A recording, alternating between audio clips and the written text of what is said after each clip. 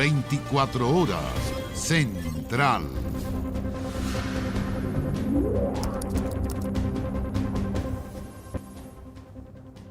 Muy buenas noches, bienvenidos, bienvenidas a las noticias. El gobierno anunció una querella en contra de quienes resulten responsables de esta agresión que ocurrió ayer en la tarde. Una brutal golpiza que sufrieron en la noche, en realidad, guardias del metro por parte de vendedores ambulantes en la estación Ñuñoa de la línea 6 del metro. Claro, mientras un vigilante está internado grave, desde los sindicatos expresaron que se hace urgente un plan integral de seguridad. Lo vemos en el siguiente informe. El ambiente estaba tenso en el metro. Un vigilante yacía semi-inconsciente, mal herido en el piso con un corte en su cabeza. Solo segundos antes había recibido un fierrazo, propinado por un ambulante en una de las combinaciones de la estación Ñuñoa de la línea 6. Eran cerca de las 8 de la noche. Los guardias habían desalojado a un comerciante informal, quien ante esto llamaba a otros de una estación cercana. Llegaba una turba y atacaban a los guardias. Él recibía la peor parte. Alrededor de 15 comerciantes ambulantes, en su mayoría de nacionalidad extranjera, agredieron a un grupo de 8 vigilantes privados. Se logró detener a un comerciante ambulante por agresión y por porte de arma blanca. Y ese comerciante informal pasó a control de detención durante la mañana. Al parecer no fue quien agredió al vigilante con un fierro, pero según Fiscalía atacó a otro guardia. Se ofuscó y le lanzó un golpe de puño en la cara. Tiene contusión en la cara y contusión dental de carácter leve, según lo que indica el respectivo dato de la mutual. Fue formalizado por lesiones leves y porte ilegal de arma blanca. Quedó con prohibición de acercarse a la víctima. Dirigentes de los sindicatos del metro fueron hasta la dirección del trabajo. Exigieron con urgencia fiscalización en las estaciones por falta de seguridad. Dicen que solos no pueden hacer estas erradicaciones de ambulantes. Creemos que hay que abordar con mucha urgencia un plan de seguridad integral del metro, donde estén incorporados, por supuesto, los ejecutivos, donde también solicitamos la voz de las y los trabajadores, pero también un plan de seguridad donde se pueda incorporar el Ministerio del Interior. Los funcionarios piden presencia de carabineros en estos desalojos de ambulantes. Detrás hay mafias, muchos andan armados. No es que se haya dejado a los trabajadores actuar en solitario, como digo, es la labor que cumplen día a día nuestros trabajadores. Cuando hay que hacer un operativo, está así protocolizado, de mayor alcance, se convoca a carabineros. En esta oportunidad no era el caso y por eso fueron los vigilantes quienes actuaron y lamentablemente recibieron la peor parte. Ya no solo están en los accesos y pasillos de las estaciones, el comercio informal ya está instalado en los andenes, a vista y paciencia de los mismos guardias. ¿Cómo hacerse cargo de este problema? No es cambiar a los ambulantes de una estación a otra o de una comuna a otra. Tenemos que tener una estrategia regional que articule a todos los actores, no solamente al metro, a los municipios, a los fiscales, por supuesto al Ministerio del Interior. El vigilante herido, Jaime Montero, de 24 años, sufrió un TEC cerrado y un corte en su oreja. Está internado en la Mutual de Seguridad. El gobierno presentó una querella contra quienes resulten responsables de esta brutal agresión en la estación Ñuñoa. Por la mañana el Ministerio del Interior ha acordado invitar a los representantes del metro la próxima semana a una reunión al Ministerio del Interior con el objeto de poder abordar materias de seguridad y también materia de seguridad respecto al funcionamiento del metro. No han sido días buenos para el metro. Este martes vimos una explosión en la estación Las Rejas. La semana pasada, la interrupción del servicio en la línea 1 por la caída de un delincuente a las vías. A eso lo que pasó la mañana de este jueves, una falla por el exceso de lubricación en los rieles obligó a cerrar las estaciones Cerrillos, Lo Valledor y Pedro Aguirre Cerda. Y la gente igual ya está perdiendo la paciencia un poco, así que, pero nada que hacer. Recién me enteré, no tenía idea, no sabía que estaba cerrado. ¿No le han dicho nada de metro? No, nada. No. El servicio de transportes más utilizado de la región metropolitana aún busca alternativas para erradicar el comercio informal. Medidas concretas piden los trabajadores. El vigilante lesionado será próximamente dado de alta, pero pasará varios días con licencia. Y también en materia de seguridad, el gobierno anunció un nuevo plan de control de armas con el cual se pretende disminuir el poder de fuego de las organizaciones delictuales. La idea base de este proyecto ya generó reacciones porque mediante diversas iniciativas se buscará que en el mediano plazo se prohíba que éstas puedan estar en manos de civiles.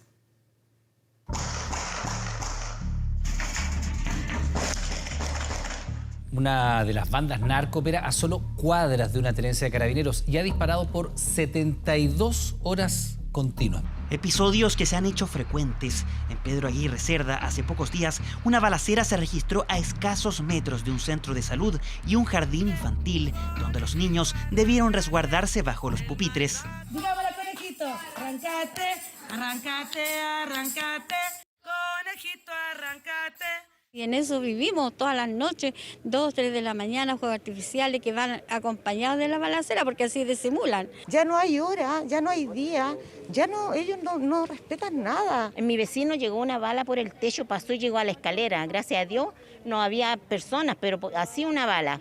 A una semana de lo sucedido en esa comuna, el gobierno se reunió con vecinos para explicar su nuevo plan de control de armas. La premisa es clara. Queremos iniciar conversaciones tanto con la ciudadanía como también con los distintos sectores políticos para que nuestro país avance fuertemente a la prohibición total de las armas en las manos de civiles. La ministra del Interior, Isquia Siches, anunció la creación de una unidad de control de armas, entidad que coordinará el trabajo con policías, el Ministerio Público y aduanas. Durante el mes de junio presentarán un nuevo proyecto de ley que entre sus puntos más relevantes busca restringir el acceso a armamento. Tenemos una serie de indicaciones que esperamos empezar a dialogar y conversar, entre ellas poder prohibir el ingreso de armas para civiles en Chile por lo menos por un plazo de 2 años. Según cifras del gobierno, más del 80% de las incautaciones corresponden a armas legalmente inscritas. Por eso buscarán restringir el acceso y modernizar el sistema de control y registro, una propuesta que no es compartida por el gremio de las armerías. El querer decir que el problema de las armas en Chile ilegales hoy día es culpa de los civiles es falso. Y no se quiere enfrentar el real problema que tenemos hoy en día, que es el contrabando de armas y el robo de armas a las Fuerzas Armadas y de orden. El proyecto que será presentado por el gobierno establece además la obligación de mostrar el armamento ante una fiscalización y la denuncia inmediata en caso de extravío. La transferencia de armas estará prohibida, lo que restringirá las colecciones y la herencia de estos artículos. Creo que eso va en línea correcta. Hay que restringir sobre todo la tenencia de armas en particulares porque son fuente también para la propia delincuencia que se abastece gracias al robo de armamento. Entrar a desarmar al civil, entrar a desarmar al oficial de carabineros o Fuerzas Armadas en retiro, fiscalizar a los que lo hacen legalmente, me parece que es errar el enfoque. Adicionalmente, se dictará un reglamento para sistemas de identificación balística, un plan que busca contener el crecimiento del poder de fuego entre bandas delictuales que amenazan la tranquilidad de miles de chilenos. Y a 48 horas de asumir como jefe de la Defensa Nacional en el Biobío, el gobierno removió de su cargo al almirante Jorge Parga. La determinación se originó tras el reclamo de la familia de un joven que murió en 2019 en el estallido social. Claro, una medida que se dio en la jornada que el gobierno y la fiscalía mostraran diferencias luego que el Ejecutivo decidiera no querellarse en contra del líder de la CAM, Héctor Yaitul. ¿Usted nos podría confirmar si es efectiva la información de que Parga sale de la jefatura del estado de excepción? Ayer hubo un comunicado de la familia que recuerda que usted fue a verlo. Conversemos un ratito. Cerca de las 2 de la tarde aún no surgía la confirmación oficial, pero la decisión ya estaba adoptada. El almirante Jorge Parga, jefe de la defensa de las provincias de Arauco y Biobío, fue removido de su cargo a solo 48 horas de asumirlo luego que el gobierno decretara estado de excepción en la macro zona sur, alto oficial que este miércoles definió así el despliegue militar en la zona. Que no se busca ningún tipo de ataque a nadie en la ciudadanía. En las circunstancias que se llegara a producir, va a existir la reacción que corresponde dentro de la legalidad. La drástica decisión de La Moneda se produjo tras el reclamo de la familia de Manuel Rebolledo, joven que falleció en 2019 tras ser atropellado por un camión de la Armada en pleno estallido social en Talcahuano. Parga, antes de que surgiera la condena por cuasi delito de homicidio, defendió al infante de Marina responsable del hecho. Nuestro respeto siempre a los derechos humanos y ante los antecedentes que pone la familia de Rebolledo, consideramos que era importante actuar rápidamente y hacer esta modificación, y el presidente así lo ha establecido. No tengo más que señalar al respecto, se tomaron los antecedentes y se actuó rápidamente para un cambio. Tras la salida, el contraalmirante de la Armada, Juan Pablo Albayay, asumió como el nuevo jefe de la defensa, determinación adoptada en medio de la tensión entre el gobierno y la Fiscalía por la decisión del Ejecutivo de no querellarse contra Héctor Yaitul, líder de la coordinadora Arauco Mayeco, que la semana pasada llamó a una resistencia armada si es que se decretaba un estado de excepción. Nuestro gobierno no persigue ideas ni declaraciones. Y ahí puede que tengamos diferencias. Esas diferencias se pueden debatir. Denuncias y querellas desde el 2018, 2016, ustedes la pueden revisar y frente a ello me parece que sin duda no tienen las manos atadas. Desde la Fiscalía habían asegurado que estaban a manos atadas porque era necesaria una querella del gobierno para poder investigar. El Ejecutivo piensa lo contrario porque ya existen denuncias del gobierno anterior en contra de Yaitul. El Ministerio Público asegura que requiere los últimos antecedentes. La Fiscalía no ha recibido estos nuevos antecedentes. Se trata estas últimas declaraciones de hechos nuevos que pueden configurar delitos contemplados en la Ley de Seguridad Interior del Estado. Por lo tanto, la Fiscalía no puede investigarlos de oficio ni tampoco incorporarlo a investigaciones vigentes, salvo que el titular de la acción penal, en este caso el gobierno, lo haga, lo que hasta el momento no ha ocurrido. Esto no se trata de declaraciones cruzadas entre Fiscalía y Gobierno. Nosotros queremos colaborar siempre y eso es nuestro espíritu, nuestro ánimo. Los argumentos de la Fiscalía la semana pasada habían sido advertidos por el fiscal nacional. Se equivoca el Estado al no presentar acciones legales en esa línea. Aquí tienen que haber investigaciones, hay personas que estos atentados se adjudican, como te decía, y además hay organizaciones detrás. En Chile vivimos en una democracia. Claramente en este país no se persiguen las ideas. Debate abierto en la segunda jornada de estado de emergencia en la macro zona sur. Despliegue de las Fuerzas Armadas criticado por el lonco de Temucuicui, Víctor Queipul, quien en la tercera afirmó que sacando a los militares, lo que ha hecho Boric es declararle la guerra a los mapuche. Nuestro gobierno no ha hecho un llamado a la guerra. Hoy día estamos comprometidos por asegurar el abastecimiento y liberar las rutas, justamente para que llegue el Estado a los distintos territorios. En las últimas horas se produjo un nuevo atentado incendiario, en este caso en las cercanías de Victoria, donde una casa y un galpón sin habitantes fueron quemados. Ataques tras la decisión del gobierno de decretar estado de emergencia que, según el propio presidente Boric, no resuelve el problema, pero que se debió implementar debido al aumento de violencia. Banco Estado relanzó su tradicional hipotecazo. Se trata de un crédito hipotecario con una tasa fija de 3,85%, muy por debajo del promedio del mercado. Un anuncio que se da en medio de alzas generalizadas en los créditos y la unidad de fomento. Entonces, realmente un X banco me pide una cantidad X de millones para como postular a la casa. Como les había comentado, tengo esa cantidad, trato de postular y como me rechazan y tengo que volver a hacer la fila nuevamente. José Luis es uno de los muchos chilenos que sueña con la casa propia. Lleva 2 años tratando de conseguir un crédito hipotecario. Cuando reúne el pie, sube el UF, también las tasas y el anhelo se derrumba. Por ejemplo, para una casa, un ejemplo, te piden dividendo como de 200, 300 mil pesos. Cosa que con un trabajo en este momento cuesta igual también. Escenario que busca revertir el Banco Estado con el relanzamiento de su tradicional hipotecazo. En medio de un escenario económico complejo, la entidad busca remecer el mercado con un crédito hipotecario de tasa fija de 3,85% por 20 años. Una oferta que la convierte en la más baja de la industria. Se necesita una llegada más favorable para las familias en mejores condiciones. Bueno, y este es el banco más grande de Chile, tenemos 13 millones de clientes y por lo tanto tenemos que hacerlo y naturalmente llamamos a nuestros amigos de la banca privada que también se sumen. Para optar al hipotecario se requiere pagar un pie, equivalente al 20% del valor de la vivienda. En un crédito de 2.000 UF, usando la tasa del Banco Estado, se puede ahorrar casi 7 millones de pesos, comparado con un crédito de mercado que tenga tasa de 4,8%. La tasa que sea fija tiene una ventaja, que todos los pronósticos indican que por un tiempo la tasa de interés va a estar bastante por encima, entonces es importante que esto sea fijo. Hay muchos bancos que están con tasa variable y los afectados van a ser los clientes. El Banco Central también alertó sobre el endeudamiento a futuro de quienes tienen tasas variables. El acceso, eso sí, no es la única preocupación. El alza del costo de la vida ha elevado el valor de la unidad de fomento y por ende los dividendos. Según datos de Chile Deudas, 1 de cada 4 chilenos ha dejado de pagar su cuota hipotecaria.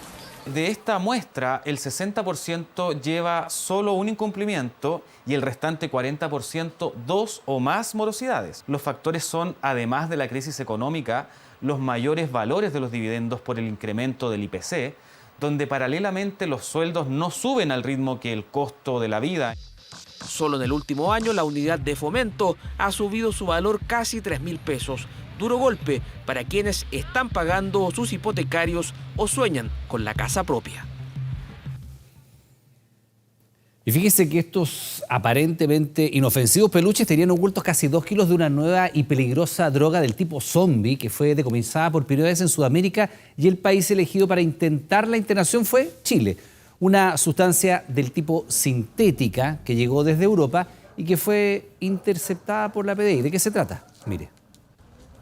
La puesta en escena parecía perfecta. Un vehículo utilitario, un repartidor y una clienta. La caja que recibía se trataba al parecer de un regalo. La encomienda provenía de Europa, pero los detectives sabían que el obsequio era ficticio. Estaban por incautar una inédita droga. En el marco del trabajo que se hace para poder controlar aquellas drogas de síntesis que entran al país de manera fraudulenta, permiten identificar finalmente a los receptores de este tipo de sustancias. Es así que el Servicio Nacional de Aduanas detectó una encomienda proveniente de España, la que su interior mantenía oculta dentro de unos peluches esta sustancia granulada. En Santiago y Lo Prado fue incautada. 3 personas iban a recibir cerca de 2 kilos de una sustancia nunca antes decomisada en Sudamérica, mucho menos en Chile.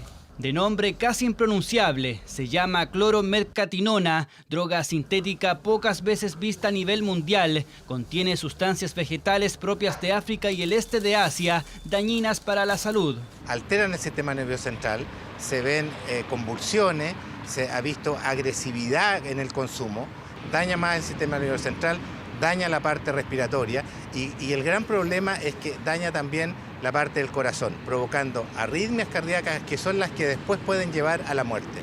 Los expertos la comparan con el éxtasis en cuanto a la adicción y efectos que puede generar. En Chile hay pocos estudios sobre la clorometcatinona. De hecho, el año pasado recién fue incluida en un decreto que la sanciona. El servicio de aduanas normalmente está encontrando distintos tipos de sustancias y dentro de ellas algunas ocasiones corresponden a sustancias nuevas que ingresan por primera vez al país. En peluche, en equipo, en alimentos también. Es muy variado en realidad.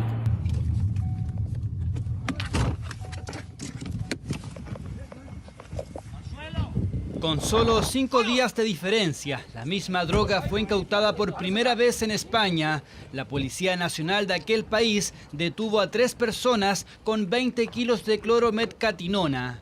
Según los investigadores, las bandas criminales intentan diversificar los componentes de estas drogas con sustancias que no se encuentren penalizadas. Es por eso que innovan con diferentes combinaciones para burlar la ley o bien arriesgar penas bajas. Aún así, estas nuevas drogas son igual de lucrativas para ellos. De hecho, los casi 2 kilos decomisados están avaluados en 30 millones de pesos. Eventualmente, un comprimido, al hacer mal una mezcla dentro de lo que se elabora, un comprimido podría tener incluso la cantidad suficiente para producir la intoxicación aguda de una persona. Eso siquiera sin considerar que el contexto en el cual se da el consumo de esta droga muchas veces está determinado por el policonsumo de otras sustancias. Entre los 3 detenidos hay un ciudadano peruano quien sería el líder de la organización criminal y quien importó esta inédita droga según la Fiscalía. Él se encuentra en prisión preventiva. En total, 2.000 dosis que iban a llegar a traficantes como un supuesto regalo. El gobierno buscará aumentar las competencias de la Central de Abastecimientos del Ministerio de Salud, la Cenabast, para reducir los precios de los medicamentos. Esto luego que un informe de la Fiscalía Nacional Económica revelara que los laboratorios venden hasta un 90% más caros los remedios a las farmacias que al sistema público. Nuestro gobierno no va a tolerar la colusión ni el abuso, más aún en algo tan sensible como son los medicamentos. Respuesta del presidente Gabriel Boric tras ser detectadas por la Fiscalía Nacional Económica importantes diferencias en el precio de venta de medicamentos desde los laboratorios a las cadenas de farmacias y el sistema público. Alza que afecta directamente al bolsillo de las y los chilenos. Una estafa que nadie le pone el cascabel al gato. Sí, pero están todos carísimos.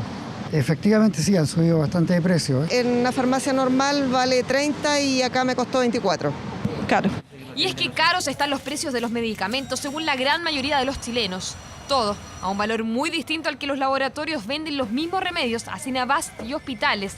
Según la Fiscalía Nacional Económica, las grandes cadenas de farmacias pagan hasta un 89% más por los mismos productos. Por ejemplo, la Fornil, medicamento utilizado para la diabetes, es vendido a instituciones públicas a 1.710 pesos, mientras que el precio para las farmacias supera los 5.000. Es una realidad y es un hecho que nosotros hemos denunciado ya por décadas. Este intermediario es el que hoy día está significando la venta a las farmacias con un elevado costo, lo que no le permite a las farmacias poder tener un margen que permita bajar los medicamentos. Desde la Fiscalía Económica descartan que las diferencias de precios se deban al volumen de adquisición, lo que, agrega, podría indicar un ejercicio de poder de mercado por parte de los laboratorios en el retail.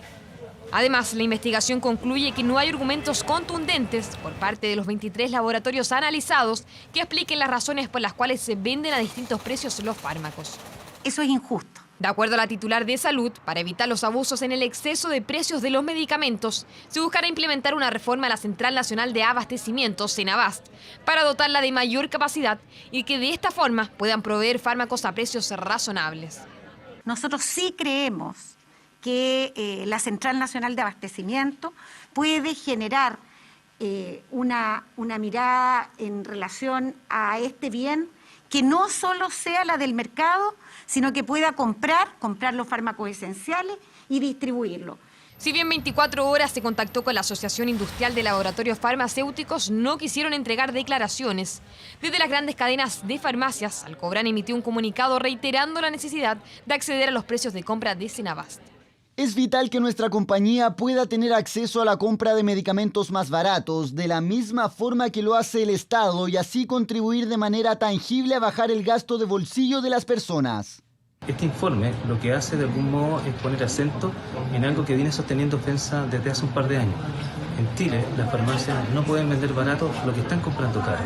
La investigación será fundamental para la decisión del Tribunal de Libre Competencia, quien definirá si el trato diferenciado de precios se ajusta o no a la regulación que, de lo contrario, permitiría implementar las medidas necesarias para que todas las personas en Chile accedan a medicamentos a un precio más justo.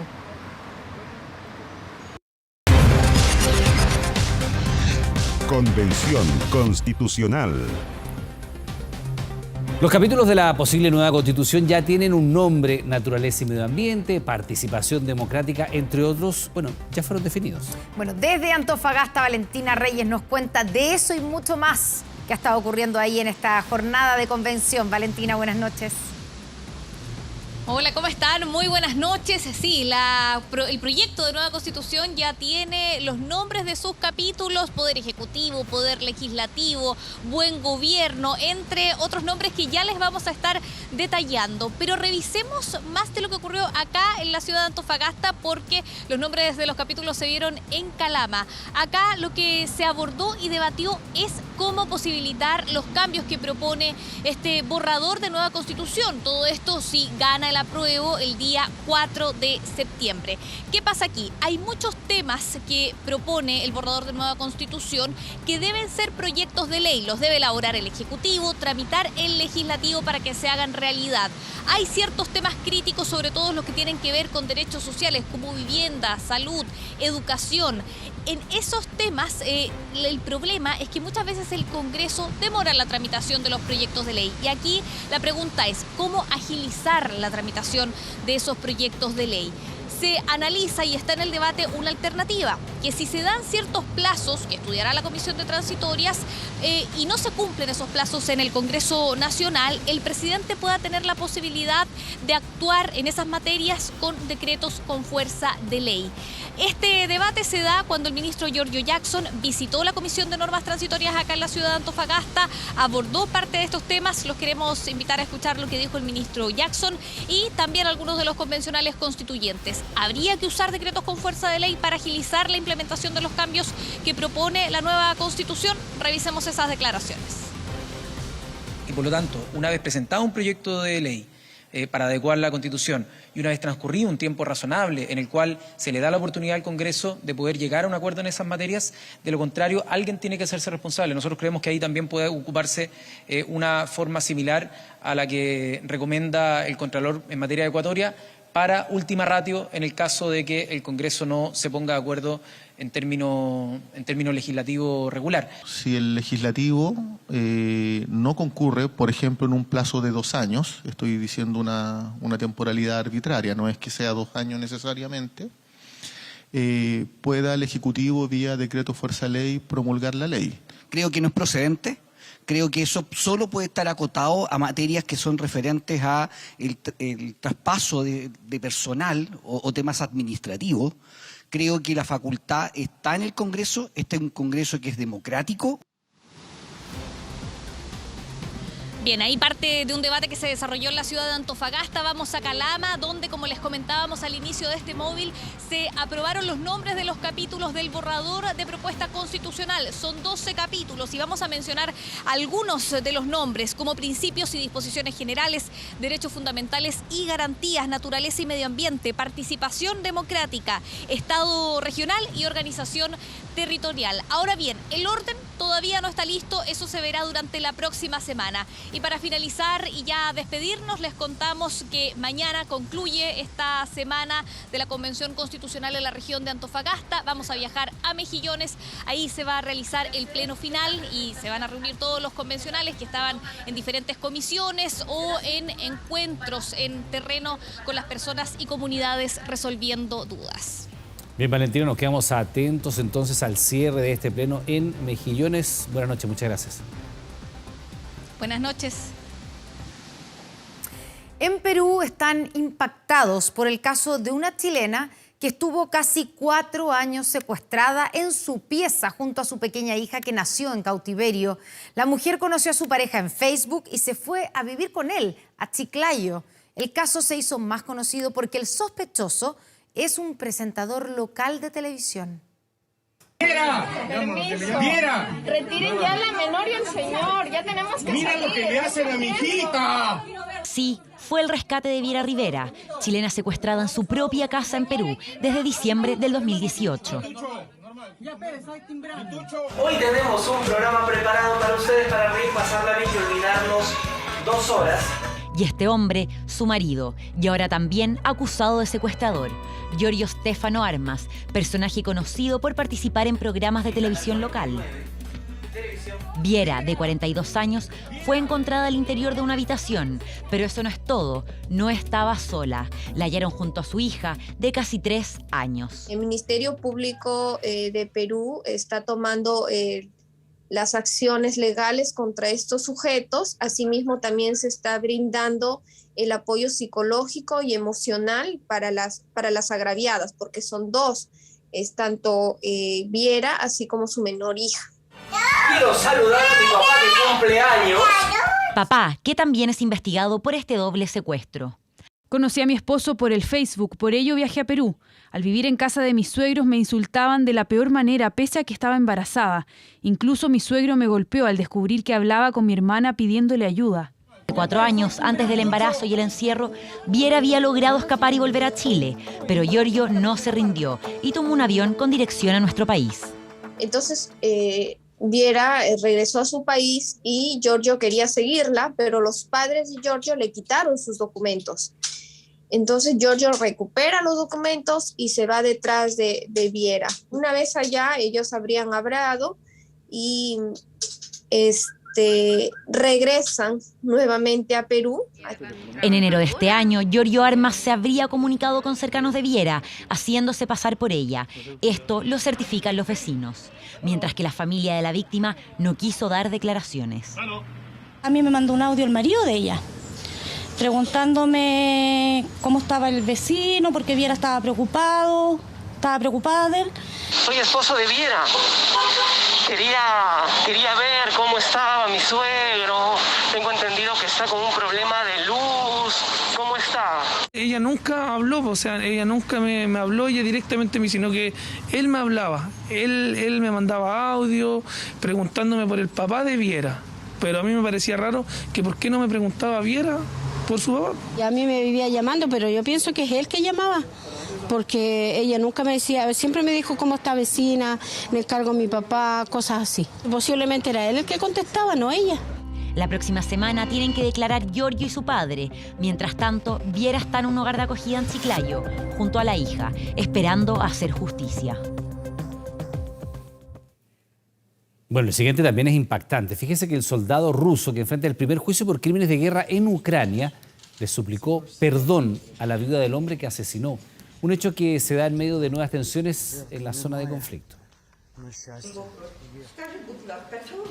¿Te arrepientes de haber cometido el crimen? Sí, me declaro culpable. Entiendo que no me puedas perdonar, pero te suplico que me perdones. Así fue el crudo intercambio de palabras entre una viuda ucraniana y el soldado ruso que asesinó a su esposo de un disparo. El sargento de 21 años, Vadim Chichimarin, es el primer ruso enjuiciado por crímenes de guerra en territorio ucraniano. Mi oficial nos ordenó disparar. Dijo que si no lo hacíamos, ese hombre iba a llamar por refuerzos y que estábamos en peligro. Solo lo vi cuando pasamos a su lado y disparé la bala que lo mató. Este soldado aseguró que nunca fue su intención acabar con la vida del hombre, sino que simplemente alejarlo. Su caso se ha convertido en un juicio emblemático para los ucranianos porque ha sido denominado como el inicio de la búsqueda de justicia contra las acciones ordenadas por el gobierno de Vladimir Putin. Creo que merece cadena perpetua por el asesinato, pero no me molestaría si es intercambiado por uno de nuestros defensores de Mariupol, uno de nuestros héroes de Azovstal. Cuando están próximos a cumplirse 100 días desde el inicio de la invasión, Rusia reclamó la que sería su primera victoria, asegurando que tomó el control total de Mariupol y la planta de acero Azovstal, capturando cerca de 1000 soldados. Sin embargo, un comandante ucraniano señaló que él y otros uniformados siguen defendiendo la ciudad desde el interior de la planta. Para mostrar la dura realidad de Mariupol, Ucrania compartió grabaciones realizadas por una médico voluntaria en la ciudad, quien fue capturada este jueves por fuerzas rusas. Ella rescató a nuestros heridos en combate, incluso también ayudó a los soldados rusos heridos, como dictan las convenciones mundiales. También salvó a muchos niños de los bombardeos. Para Suecia, país que junto a Finlandia solicitó formalmente unirse a la OTAN, la guerra ha provocado que el mundo esté viviendo tiempos oscuros. Por eso, ante la posibilidad de que Turquía obstaculice su adhesión al bloque, el gobierno sueco se ofreció a conversar con el presidente turco Recep Tayyip Erdogan. Debemos tener en cuenta los intereses de seguridad y las preocupaciones de todos los aliados. Confío en que tomaremos una decisión rápida para dar la bienvenida a Suecia, Finlandia a unirse a la familia de la OTAN. Con el conflicto aún en desarrollo, el pronóstico de la ONU no es positivo para Ucrania. Según la entidad, para finales de este año, cerca del 90% de su población estará por debajo del umbral de la pobreza. Una serie de factores influyen a la hora de poder casarse. culturales, sociales, el amor, por supuesto, pero también aspectos normativos. En Chile, por ejemplo, está permitido el matrimonio entre menores de edad, siempre que cuenten con autorización, algo que pronto podría cambiar. La edad mínima para contraer matrimonio en Chile es de 16 años, con autorización de padres o tutores. No estoy de acuerdo. Yo estoy de acuerdo, porque entre que ande creando problemas, yo creo que sí. Yo como mamá no lo permito porque tengo que inculcar a mis hijos educación, valores, madurez. No tiene la experiencia. Entre el 2015 y el año pasado en Chile se celebraron 453 matrimonios adolescentes. No, mire, qué madurez demuestran los muchachos ahora con las embarras que hacen.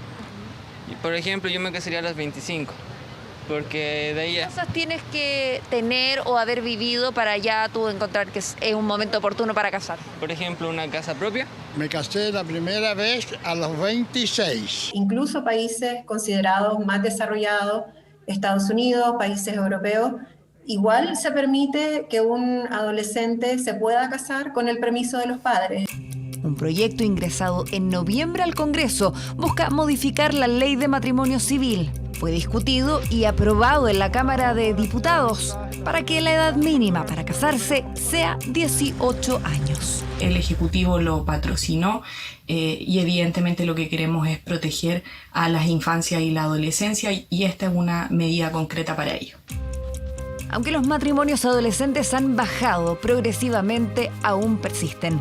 Estamos hablando de chicas que en promedio tienen 16 años, y hombres que tienen 23 años en promedio, pero que llegan hasta los 38. Por lo tanto, estamos hablando de niñas que se casan con hombres adultos. Según UNICEF, las niñas que contraen matrimonio antes de cumplir los 18 años corren un mayor riesgo de sufrir violencia, bajan sus probabilidades de seguir educándose, sus expectativas económicas y de salud. Entrar en el matrimonio con consentimiento de padre y madre, lo cual además es bien paradojal, sí está poniendo en riesgo a las chicas que se casan.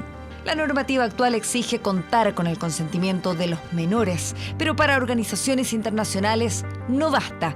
El Comité de los Derechos del Niño y la Niña de Naciones Unidas en 2015 recomendó a Chile modificar su normativa, pero recién, 7 años después, la idea podría avanzar. Porque todos y todas sabemos que hay países en el mundo que se utiliza este tipo de mandato para que personas adultas se casen con niñas menores. Y eso es algo que hay que erradicar. Por la afirmativa, 118 votos, 8 en contra, 17 abstención. Aprobado. Este ataque al matrimonio, la institución del matrimonio, en el marco de lo que es el ataque a la familia. Y quienes son marxistas-leninistas, evidentemente que siguen esta línea de pensamiento y atacan la familia por donde pueden. ¿Quiere usted por su mujer? Un proyecto que además busca derogar y armonizar normas de varios cuerpos legales y así finalmente actualizar la legislación chilena vigente de acuerdo a los estándares internacionales de derechos humanos de niños y adolescentes. ¿Qué ocurre con esas parejas menores de edad que hoy día son padres? Esos hijos no tienen derecho a que ese hombre y esa mujer menor de edad se casen y tengan una familia. ¿Se pueden qué? ¿Casar desde los 16? No está de acuerdo. ¿Usted se casó? A los 30. Un proyecto al que el gobierno puso suma urgencia y que ahora pasará al Senado. Si consigue los votos, comenzará a regir desde la fecha de su publicación. La ex candidata a la gobernación metropolitana, Karina Oliva, llegó la tarde de este jueves hasta la Fiscalía Sur para declarar por un eventual fraude de subvenciones durante su campaña. Luego de renunciar a su derecho a guardar silencio, la ex militante de Comunes declaró por espacio de cerca de 3 horas, tras lo cual indicó se entregó en detalle toda la información correspondiente en el marco de la indagatoria abierta por la Fiscalía Nacional en noviembre del año pasado.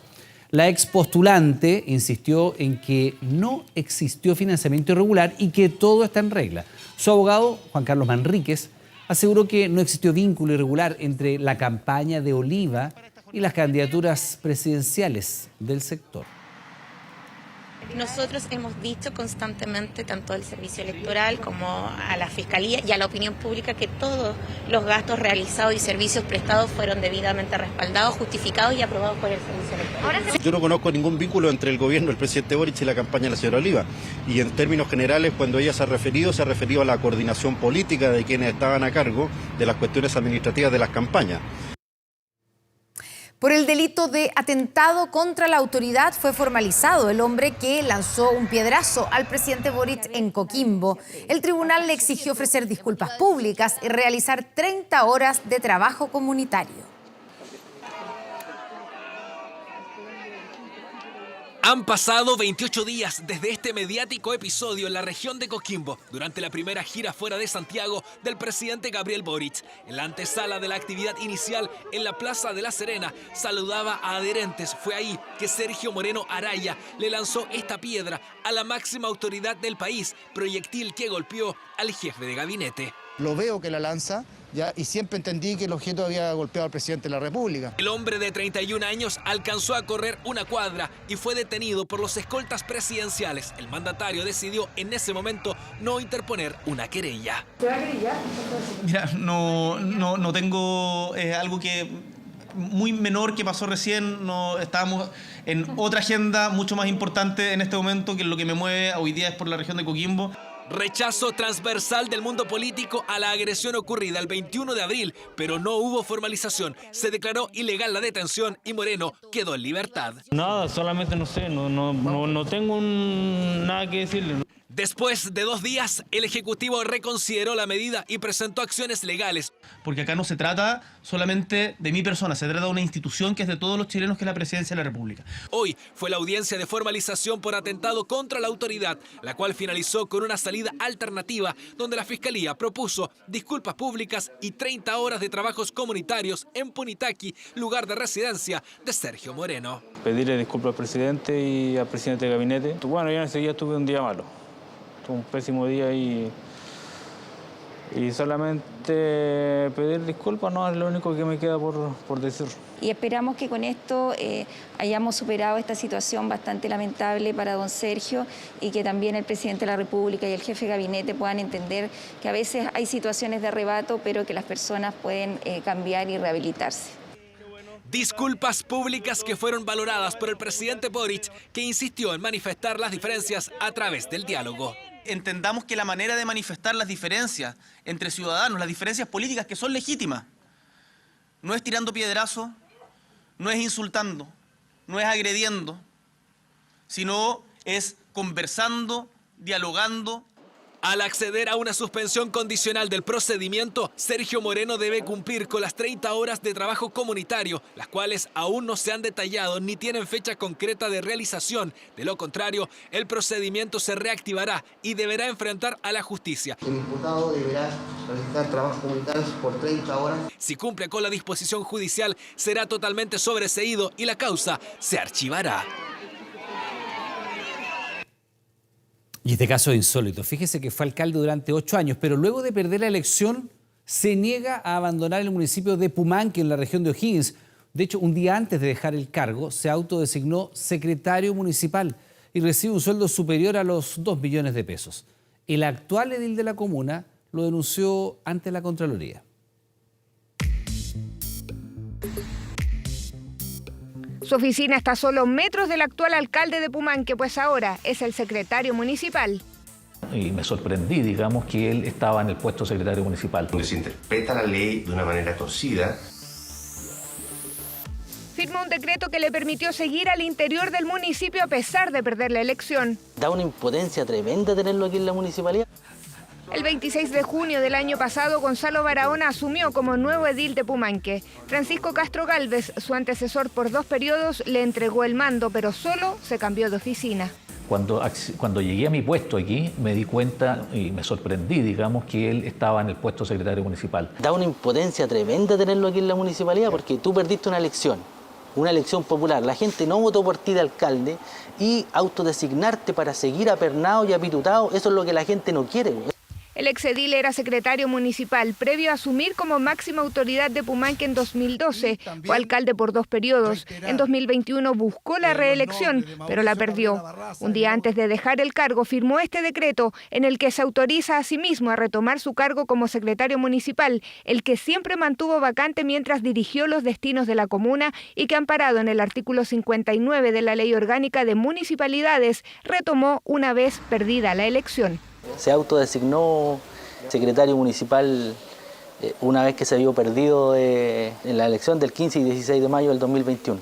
Lógicamente hay que hacer una modificación legal al respecto, ¿ya? Porque legalmente sí se puede, pero ética y moralmente, lógicamente que no. Este es un típico caso de abuso del derecho, donde se interpreta la ley de una manera torcida para llegar a un resultado opuesto al que buscaba el derecho y la norma. Llegamos hasta la oficina del ahora secretario municipal, quien según los registros públicos percibe un sueldo superior a los 2.600.000 pesos. Prefiere no hablar de su decisión, la que fue denunciada a la Contraloría, junto con otras presuntas irregularidades que se habrían cometido durante su gestión. Hay un sumario que le está haciendo la Contraloría en este momento, que lo envié yo.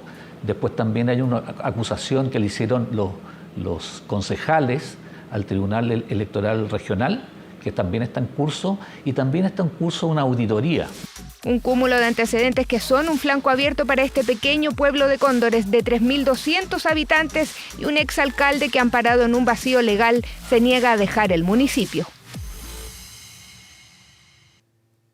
Superamos los 6.000 casos nuevos de COVID en las últimas 24 horas y el brote de contagios ya preocupa. Esta semana se implementaron en algunas comunas operativos móviles de vacunación nocturna. Sus horarios de trabajo no le habían permitido vacunarse. Se sumó hace un par de semanas al grupo de rezagados y, pese a los intentos, no había logrado ir por su segundo refuerzo. La llegada de este vacunatorio móvil nocturno a su comuna le permitió ponerse al día. Esto que están haciendo es súper bueno. Yo misma no podía haberme vacunado antes por el mismo tema del horario, porque trabajo todo el día, entonces esto me salvó. Es parte de una estrategia implementada por el Servicio de Salud Metropolitano Central. El objetivo es alcanzar esa población que aún no va por el refuerzo y que engrosa la lista de rezagados en comunas como Estación Central, Santiago, Maipú y Cerrillos. Las largas esperas en los centros de vacunación hacen de esta alternativa un verdadero privilegio.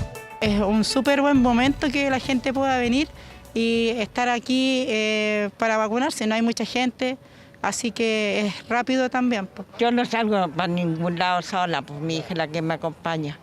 Entonces, pero por lo menos ahora aquí... Sí, y ella me avisó pues, y me dice, mami, vamos para que te vaya a vacunar. Yo le digo, ya, hija, vamos. Hasta ahora, casi el 40% de la población objetivo ha recibido su segunda dosis de refuerzo o cuarta dosis, y esta alternativa pretende seguir incrementando ese número. Importante recordar que tenemos aproximadamente más de 3 millones de chilenos y chilenas rezagadas, es decir, que llevan más de 6 meses sin su vacunación de refuerzo, y es muy importante para afrontar bien al invierno que contemos con nuestra vacunación al día. ¿Dónde instalan estos vacunatorios móviles? La decisión no es al azar, para eso usa la tecnología. A través de un sistema de georreferenciación, el Servicio de Salud logra identificar los cuadrantes donde hay más personas sin refuerzo. El color verde indica una baja concentración de personas con su dosis rezagada y el color rojo, a su vez, la mayor concentración de personas rezagadas. Con esa identificación, nosotros podemos dirigir nuestros esfuerzos para ir hacia ellos. Han logrado, al menos en las comunas que pertenecen a este servicio de salud, incrementar la cobertura de vacunación. Un avance importante cuando se reportan más de 6.000 casos nuevos en las últimas 24 horas. Un brote que aún es creciente. Hemos llegado a 6.098 casos el día de hoy, que sigue significando un incremento de en torno al 50% de lo que estábamos viendo en la semana previa. Esperamos que las personas sigan asistiendo a los puntos de vacunación para incrementar la protección en miras de los próximos meses. Y aunque hemos visto en estos últimos días más filas en los vacunatorios, el informe ICOVID señala que la cobertura de vacunación dinámica ha disminuido. Es decir, si en marzo de este año el 81% de la población tenía su esquema de refuerzo al día, en mayo es solo el 67%. Que si logramos llegar de nuevo a que la gente esté al día con sus vacunas de COVID, al enfrentar un nuevo brote, eso puede significar que evitemos que 2.000 chilenos fallezcan. Así de simple, la vacuna puede hacer la diferencia a la hora de enfrentar el virus, sobre todo ante el brote actual. La positividad supera el 8% y la variante Omicron 2, más contagiosa que Omicron 1, ya es la predominante en Chile. En Estados Unidos, ya un 30% de los casos son por una variante que no es Omicron 2, es parecida pero no lo es. Y en Sudáfrica ya hay variantes Omicron 4 y Omicron 5. Estas tres variantes son más transmisibles que Omicron 2. El mensaje es que el COVID no se ha ido y cumplir con el esquema completo de vacunación, incluidos los refuerzos, es hasta ahora la mejor estrategia que tenemos para enfrentarlo. El rey emérito de España, Juan Carlos, regresó a su país luego de casi 2 años en los Emiratos, ¿no? Llegó hasta la costa de Galicia, luego de 655 días en Abu Dhabi, la ciudad que lo acogió tras las acusaciones de corrupción que lo han afectado. Lo estaba esperando su hija mayor, la infanta Elena. Juan Carlos confirmó que no se quedará en el Palacio de la Zarzuela y que el lunes se reunirá con el rey Felipe VI y la reina Sofía en Madrid, en medio de la polémica por sus cuentas pendientes con la justicia española que lo investiga por negocios irregulares en el extranjero. ¿Qué está pasando con la justicia en nuestro país? Bueno, esa es la pregunta de una madre que acusó la violación de su hija y de su sobrina, 2 niñas de 13 años, a las que después de una semana de haber hecho la denuncia no les han hecho los exámenes ni tampoco le han tomado las declaraciones. La impotencia fue inmensa cuando en la misma fiscalía le comunicaron que estos procesos podían tardar hasta 2 años. Si yo no tengo las platas necesarias, ¿cómo me querello? ¿Dónde voy a buscar ayuda? Porque el delincuente tiene abogado. Ellos tienen todas las víctimas. No. Es el cuestionamiento que se hace una madre desesperada de la comuna de Puente Alto. Su hija de 13 años intentó quitarse la vida 2 veces. La última fue el 12 de mayo. Llegó con una sobredosis de tranquilizantes al hospital Sotero del Río porque ya no daba más con un secreto que guardaba hace años. Con una prima de la misma edad, eran violadas por su cuñado, un hombre 10 años mayor que ellas. Abuso de mi sobrina, abuso de mi hija. Y no son abusos, son violaciones. No sé, mi nieto, si fue abusado.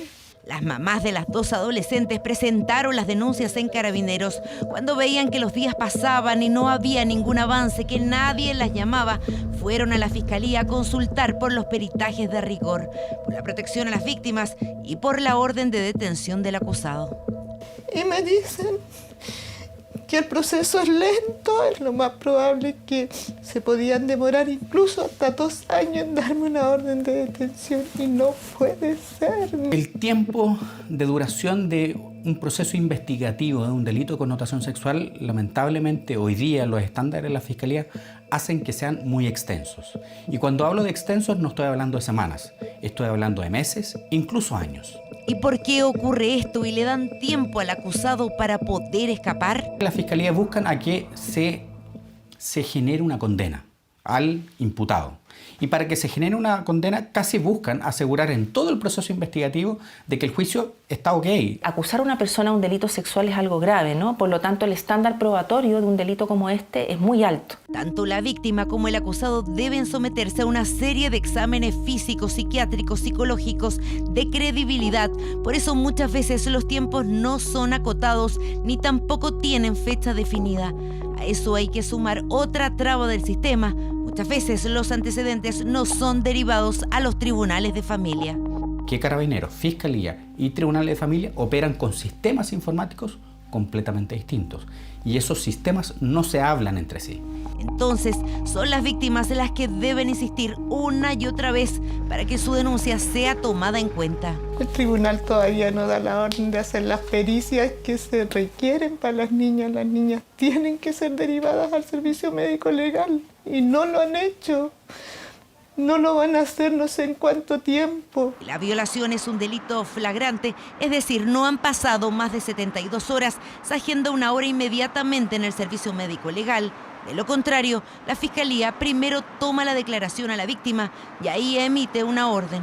Al consultar por esta denuncia, nos informaron que ya fue asignado un fiscal especialista en delitos sexuales. Este ya decretó diligencias y peritajes para determinar la existencia del delito y la participación del denunciado en los mismos, lo que incluye exámenes en el servicio médico legal. El servicio médico legal tiene tiempos de espera hoy día, no obstante delitos de significativa gravedad.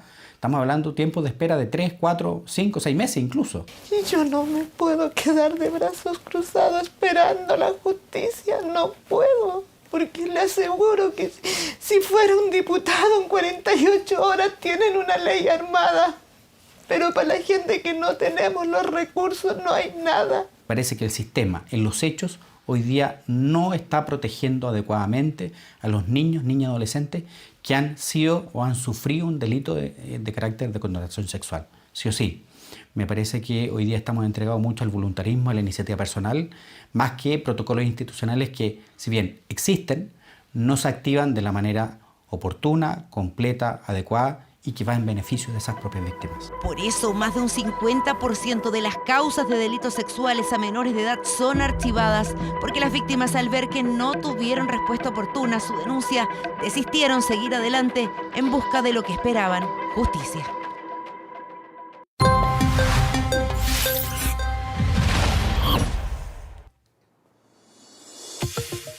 Ayer comentábamos la alerta mundial a partir de la propagación en algunos países de Europa de la viruela del mono. Italia, por ejemplo, se incorporó hoy a la lista de países que lo han detectado. Se trata de un joven que acababa de volver de las Islas Canarias en España. ¿Debemos preocuparnos por estos casos? Pascal Fuentes, ¿cómo estás? Muy buenas noches. Buenas noches, Connie. Buenas noches a todos en sus casas. Dejaremos que los especialistas respondan esa pregunta que me acabas de hacer. Lo que sí les podemos comentar desde ya es que se trata de una zoonosis con infecciones humanas incidentales, es decir, que ocurren esporádicamente y se han detectado especialmente en África Central y Occidental, donde ya es endémico. En estas imágenes que vemos aquí en el centro, vemos una partícula del virus, ahí especialmente.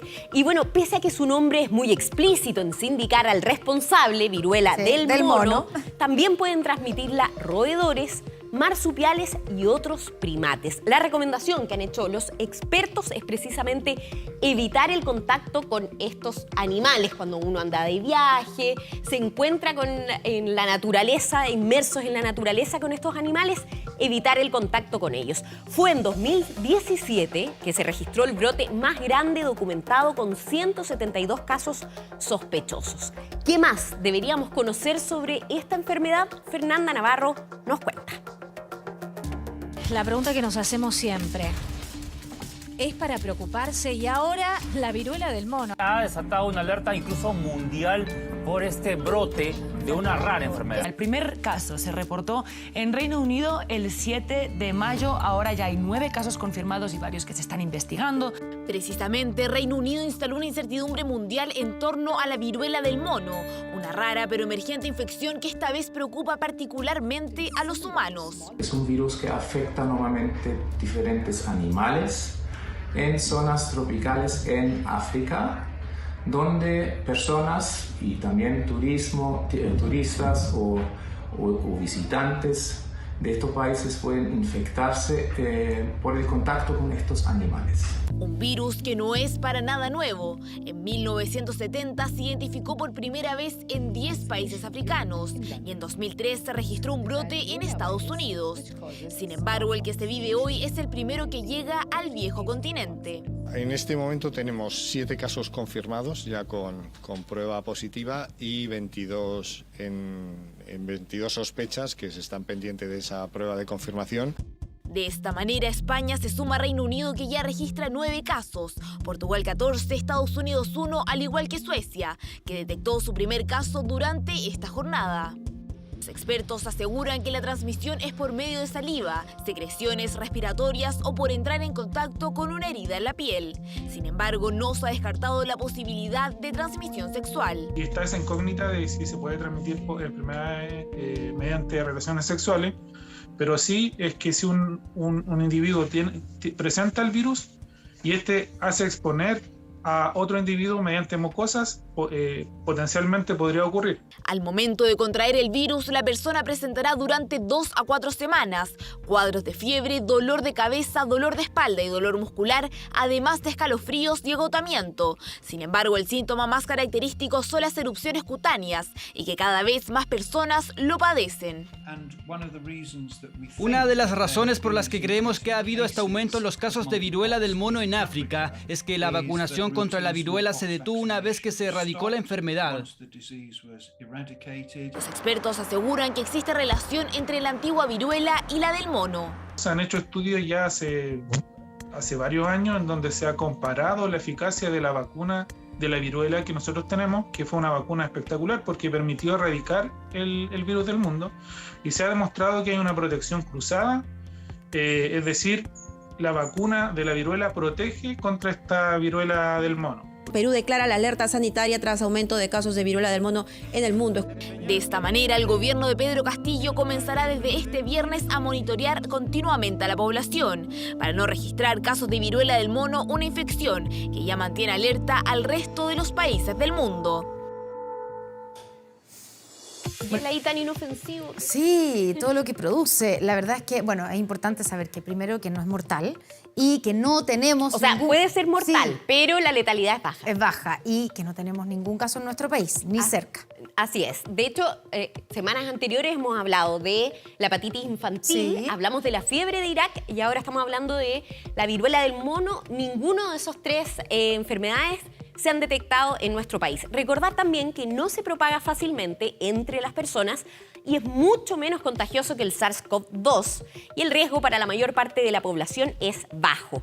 Estar alerta, pero sin preocupación o que no cunda el pánico. Si no panda el curico, como decía el Chapulín Colorado. Bueno, ahora les quiero contar una noticia mucho más alegre, pero para eso haremos un juego. Adelante. ¿Quieres jugar? Ya. Por Mira, supuesto, ahí pues. tenemos un signo de interrogación, porque afinen los oídos en sus casas y tratan de adivinar de qué animal hablaremos a continuación.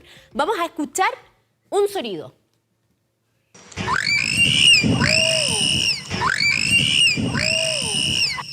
Connie, ¿alguna opción? ¿O necesitas otro? Sí, yo necesito otro porque voy a decir, porque estamos seguros que es un animal. Un animal. Escuchemos.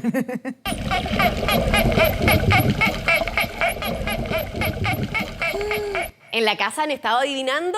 ¿Cómo van? ¿Van bien? No, ahora te diría que el primero era un pájaro. ¿Ya? A ver, otra oportunidad para Constanza Santamaría. Tercer sonido.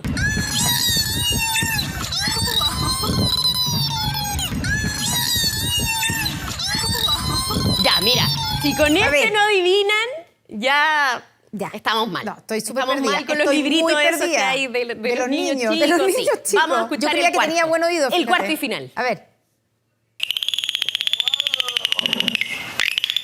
¡Ay, delfín! Este es delfín, ¿no?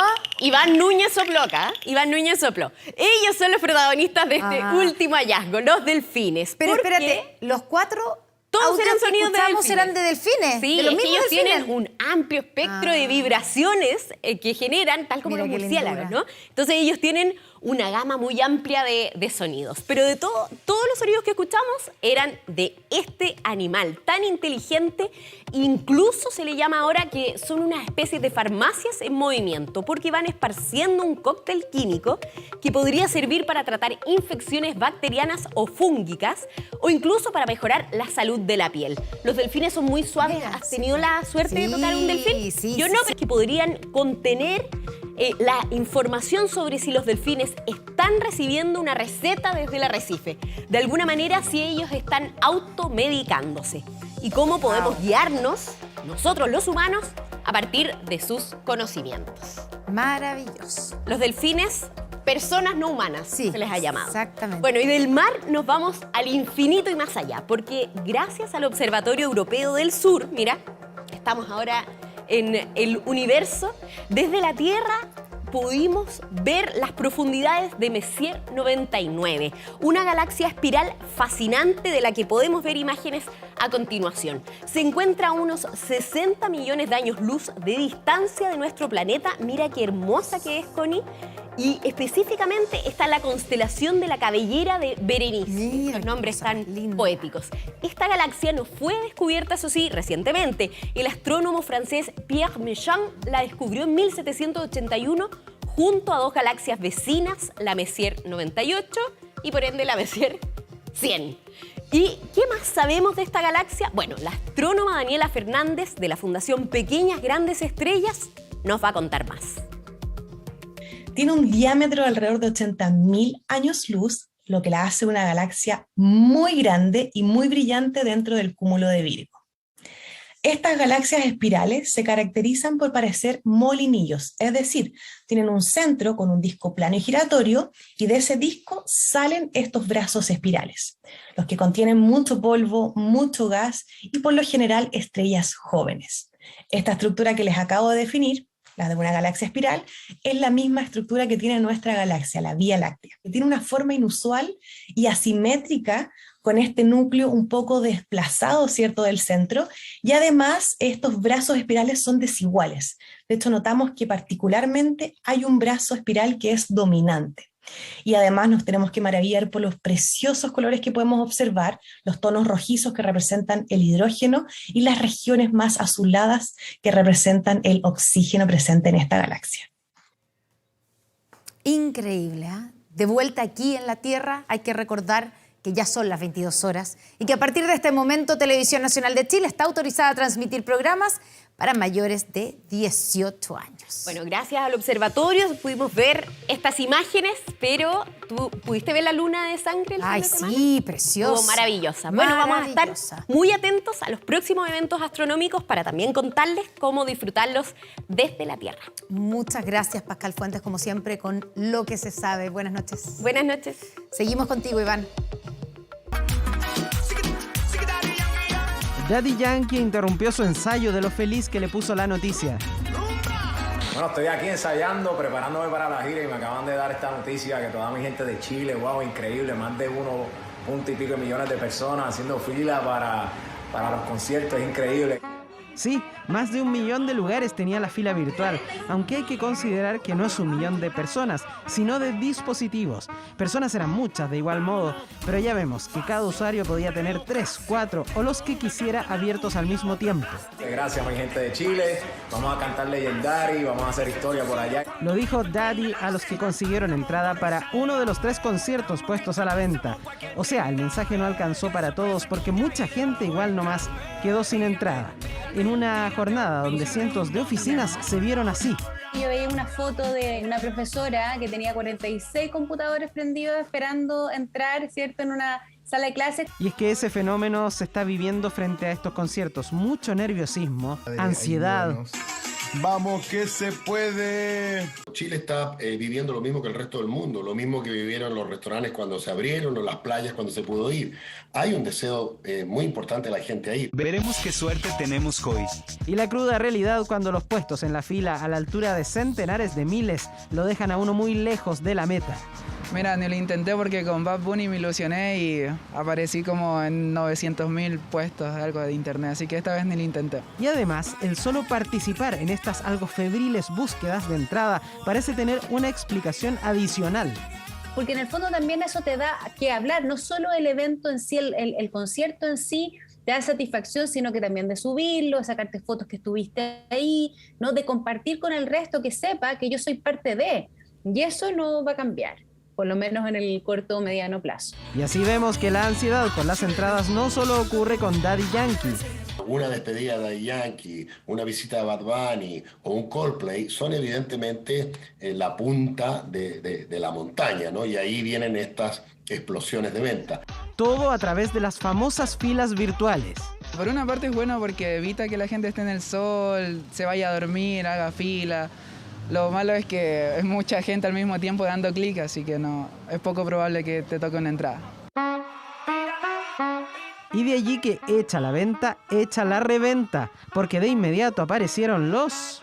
Busco entradas, compro 2 urgente. y revendedores llegando a ofrecer tickets a 990.000 pesos, prácticamente 1 millón, para localidades que costaban 200.000, más caras que la gasolina. Para jugar ahí con uno de los más clásicos títulos del Big Boss, que ya está feliz por venir a Chile, no a 1, sino a 3 conciertos. Gracias Chile, los amo muchísimo.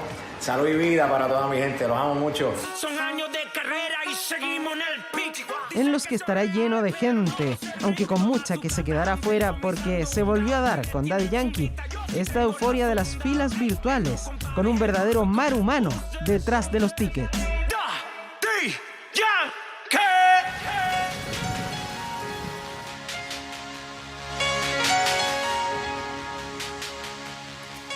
Seguramente lo reconoce. Lo que escuchamos es la banda sonora de la película Carros de Fuego, una de las grandes obras del músico griego Vangelis, quien falleció hoy a los 79 años. ¿Cuál es su legado? ¿Cuáles son sus inconfundibles obras?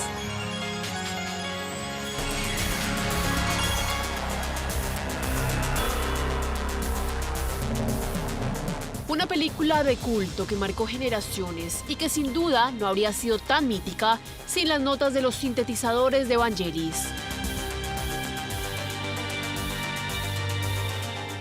A los 79 años falleció el músico griego de melena y barba desaliñadas, cuyas composiciones en películas como Blade Runner y 1492 La Conquista del Paraíso ya forman parte de la cultura popular en todo el mundo.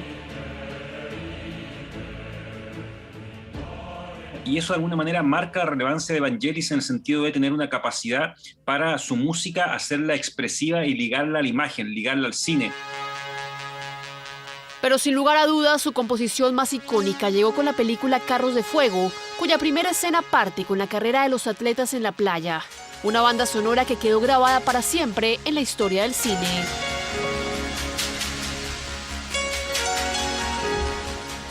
Esa composición le daría además un Oscar en 1981.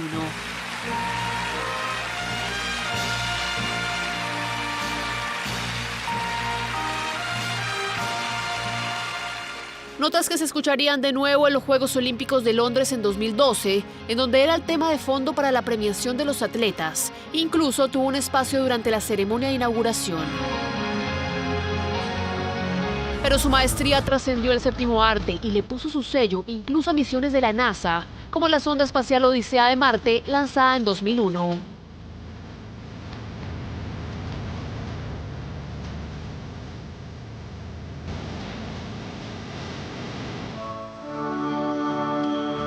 Aquí en Chile su música hizo parte de icónicos comerciales de la década de los 80 y 90. Y su música está de alguna manera vinculada a lo visual. Y por supuesto que después eso se ocupó en cortinas de programas de televisión, en continuidad de algunos canales de televisión, en avisos publicitarios. Desde comerciales hasta míticos recitales, sus notas marcaron una vida de hermetismo y genialidad, en la que fueron sus composiciones que llegaron a los oídos de millones de personas.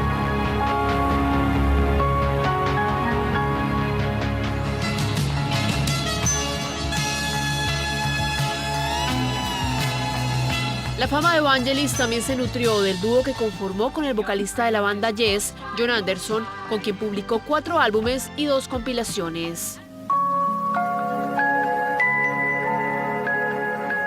El artista griego, considerado como uno de los máximos exponentes de la música electrónica, se autoexilió en París desde 1975 y, según la agencia de noticias de Atenas, murió en esta misma ciudad en donde estaba hospitalizado por COVID-19. Muere Evangelos Odiseas Papatanasiou, pero queda el legado del arte de Vangelis, un hombre cuya música transformó en una leyenda.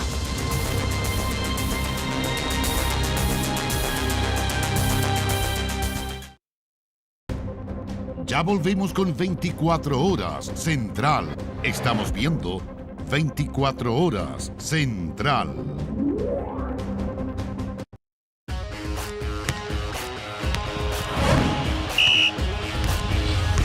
...24 Horas Deportes.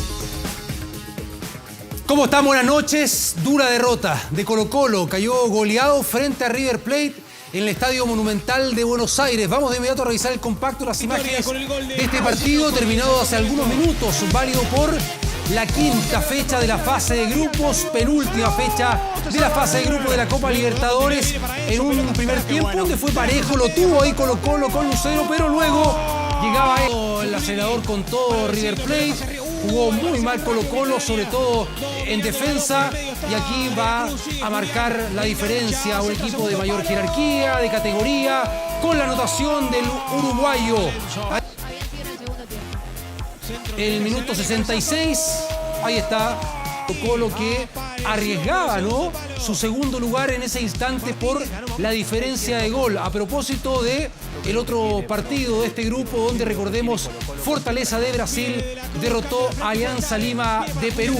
Y acá, en otra ocasión para el cuadro de Marcelo Gallardo, el minuto 68, Ezequiel Barco, quien llegó esta temporada a River Plate, proveniente del Atlanta United, de la Major League Soccer, del fútbol de Estados Unidos, ahí anotaba el 4-0 para un Colo-Colo que pone en riesgo su clasificación para los... Mínimo esperamos que se sancione a Santos y no pueda jugar de local por lo menos por 4 o 5 fechas. El reclamo, los descargos de Unión La Calera. A propósito de lo ocurrido ayer en este partido válido por la Copa Sudamericana, donde le anularon ese gol, que era legítimo, a el delantero Sebastián Sáez, ¿no? Estaba en posición lícita, habilitado. Y además con lo que ocurrió prácticamente ya al término del partido, con 12 minutos de tiempo agregado que dio el juez del partido, uno veía el partido y era como, bueno, hasta que haga el gol Santos, ahí recién va a terminar el cotejo. Un robo. Y uno se da cuenta por qué en esta fase de grupos, tanto de Libertadores como Copa Sudamericana, no hubo VAR. Decisión de la Confederación Sudamericana de Fútbol. Ahí está, 5 minutos. 5 minutes. 5 minutos más y no jugamos más. Hasta ese momento Unión La Calera sacaba adelante un partido complejo donde incluso le invalidaron un gol totalmente legítimo, pero nadie en la visita imaginó que en solo 5 minutos todo se le escaparía de las manos.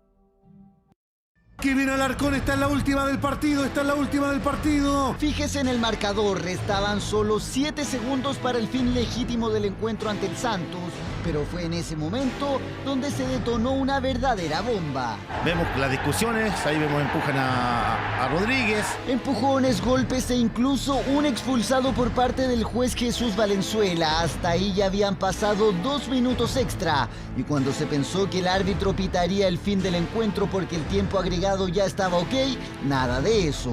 Tratar de sostener el partido, va Alarcón. La pelota era cementera, pero de un momento a otro todo terminó en contragolpe y gol para el Santos. La furia calerana se desató. Al volante Sandri, centro, viene el arco, gol de Santos. Que fue tierra de nadie, nos sentimos totalmente desprotegidos. La directiva del equipo que dirige Vilar ya realizó gestiones y presentará un reclamo formal ante Conmebol por el trabajo realizado por Valenzuela. Sí, esperemos que se pueda obtener justicia, ¿no? Que es lo que queremos que pase. Triunfo sobre la hora de Santos, 1-0 sobre Unión La Calera, que termina en un escándalo. Sí. Estamos reclamando algo que es objetivo, que es el tiempo. El tiempo fue cumplido en un exceso innecesario. Pero no solo se quejaron por el arbitraje, ya que Matías Fernández, volante del equipo calerano, fue golpeado por un hincha. Luego el ingreso de un hincha que le tiró una patada voladora a Matías Fernández, totalmente inseguros y desprotegidos. El arbitraje nuevamente en tela de juicio y con un equipo chileno perjudicado en un certamen internacional. Unión La Calera llegará hasta la última instancia para tener justicia tras lo ocurrido en Sao Paulo. Ya volvemos con 24 horas Central. Bien, la cuenta regresiva para tener director técnico en la selección chilena, de acuerdo a las últimas negociaciones, conversaciones que ha sostenido el director de selecciones con Eduardo Berizzo, el ex director técnico de la selección paraguaya, quien estuvo en el banco de la selección chilena, recordemos, como uno de los ayudantes de Marcelo Bielsa. También desde el entorno de Gustavo Quinteros, el actual técnico de Colo-Colo, que dice, bueno, pero ¿han conversado con él? Ojo, que también existe esa posibilidad. Bueno, atención con la siguiente nota, varios detalles. Yo me despido. Luego continúa la información acá en 24 Horas Central. Chao. me mueve el amor por el fútbol o el deseo de que las dos cosas se conjunten, que se juegue estimulado al fútbol, que seamos felices jugando al fútbol y que lo hagamos bien. El Toto y su motivación, Berizzo, es una de las 2 cartas de la NFP para tomar el mando de la Roja.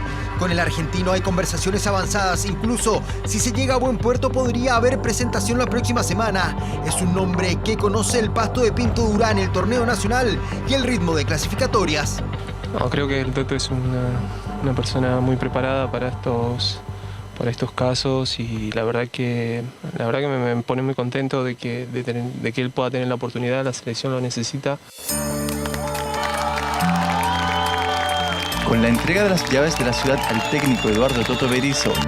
Berizzo en Rancagua es ídolo. En 2013 logró por primera vez en la historia de O'Higgins el título de campeón.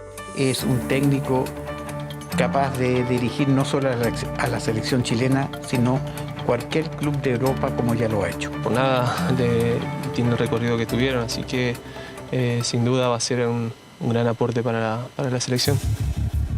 Gustavo quiere dirigir la selección chilena, la NFP y Colo-Colo tienen que buscar un acuerdo.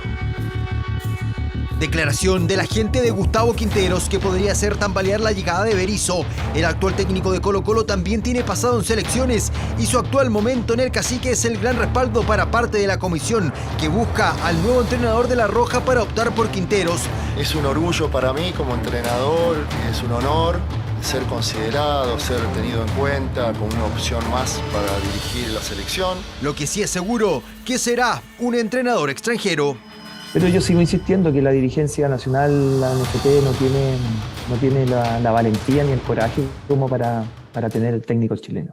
La búsqueda está terminando. Eduardo Berizzo o Gustavo Quinteros, un misterio que está a punto de finalizar.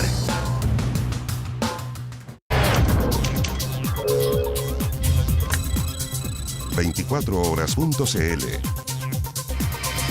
Todos los artículos del borrador de Nueva Constitución los puedes revisar al detalle en 24horas.cl. Tenemos el documento completo que será trabajado para desarrollar su versión final de propuesta de Nueva Constitución. Conócelo junto a 24horas.cl. Bien, pues estamos terminando las noticias, pero usted sabe, los jueves son de Carlos Pinto. Ya llega el día menos pensado por las pantallas de TN. No se lo pierda, que tenga buenas noches. Buenas noches, hasta mañana.